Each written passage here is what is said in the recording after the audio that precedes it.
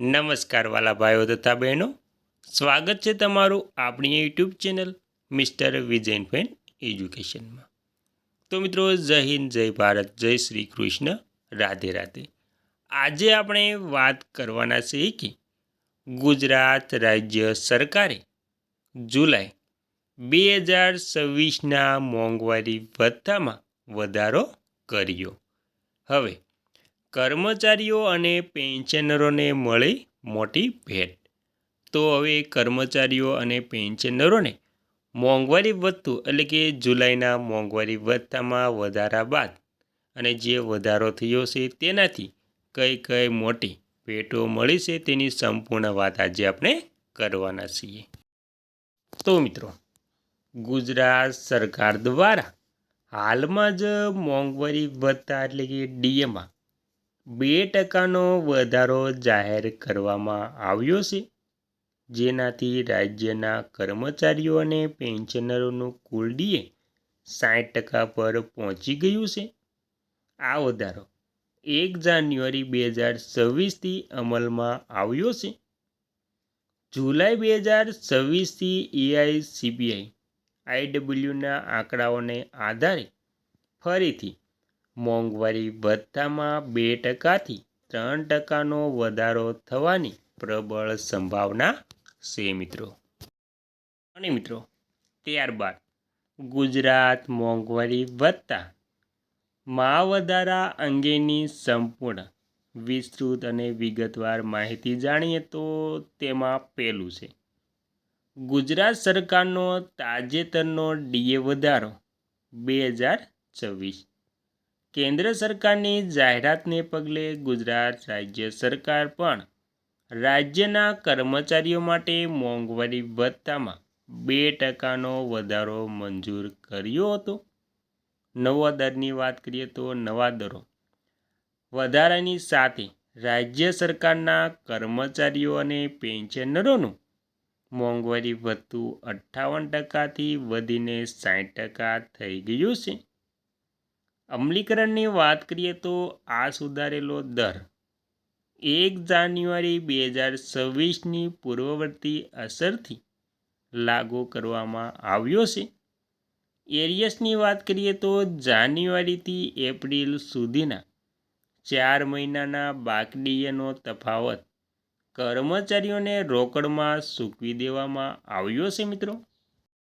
અને મિત્રો, ત્યારબાદ બીજું આપણે જોઈએ તો જુલાઈ 2026માં મોંઘવારી ભથ્થામાં સંભવિત વધારો. તો મિત્રો, 2026ના જુલાઈના મોંઘવારી ભથ્થા વિશે વાત કરીએ તો તેમાં સામાન્ય રીતે મોંઘવારીને પહોંચી વળવા કેન્દ્ર અને રાજ્ય સરકારો દર વર્ષે 2 વખત એટલે કે વર્ષમાં 2 વખત ડીએમાં સુધારો કરે છે મિત્રો. તેમાં પહેલો વધારો જાન્યુઆરી અને બીજો વધારો જુલાઈમાં કરવામાં આવે છે. તો આવી રીતે વર્ષમાં 2 વાર જાન્યુઆરી અને જુલાઈમાં મોંઘવારી ભથ્થામાં વધારો થાય છે.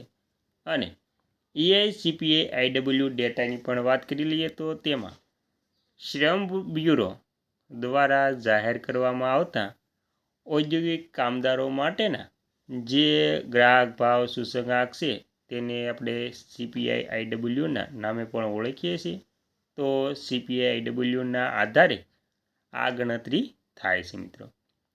અપેક્ષિત વધારાની પણ આપણે વાત કરી લઈએ તો તેમાં મે અને જૂન 2026ના મોંઘવારીના આંકડા જોતા જુલાઈ 2026થી ડીએમાં 3%નો વધારો નિશ્ચિત માનવામાં આવી રહ્યો છે. તો આપણે એઆઈસીપીઆઈના આંકડા જોઈને મે અને જૂન 2026ના તો તેમાં એવું અનુમાન કરી શકાય કે મોંઘવારી ભથ્થામાં 3%નો વધારો કરવામાં આવી શકે છે. ત્યારબાદ મિત્રો, જેનાથી કેન્દ્રીય કર્મચારીઓનો દર 63% થઈ જશે. એટલે કે જે કેન્દ્ર સરકારના કર્મચારીઓ પેન્શનરો છે તેમને સૌથી પહેલાં મોંઘવારી ભથ્થું ચૂકવવામાં આવે છે. ત્યારબાદ રાજ્યના એટલે કે રાજ્ય સરકાર પણ તેમની પાછળ 1-1.5 મહિનામાં મોંઘવારી ભથ્થામાં વધારો કરે છે મિત્રો.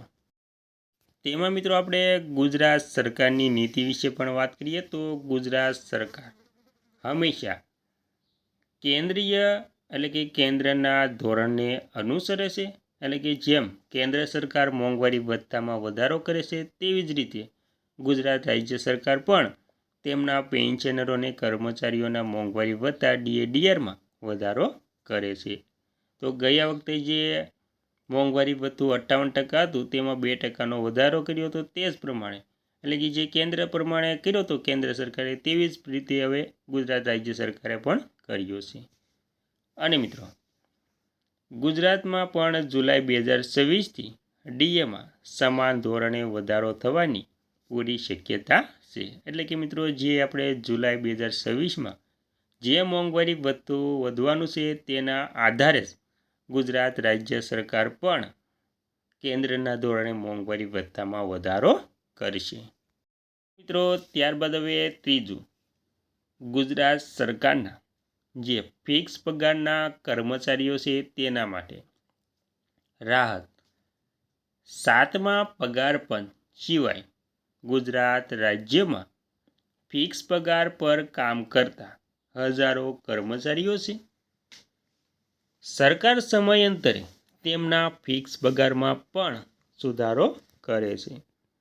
જો કે સરકારી નિયમો અનુસાર મોંઘવારી ભથ્થા DAનો સીધો લાભ નિયમિત કર્મચારીઓ અને પેન્શનરોને મળે છે. ત્યારબાદ મિત્રો ચોથું જોઈએ તો GSRTC એટલે કે ગુજરાત રાજ્ય માર્ગ વાહન વ્યવહાર નિગમના.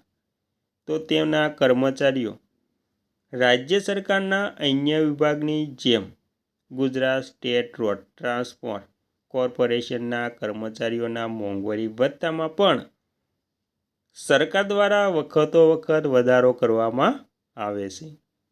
આ મહત્વપૂર્ણ નિર્ણયથી ST નિગમના કર્મચારીઓના મોંઘવારી ભથ્થામાં પણ વધારો જોવા મળ્યો છે, જેનાથી મોંઘવારીના સમયમાં કર્મચારીઓનું વાર્ષિક વેતન વધે છે મિત્રો.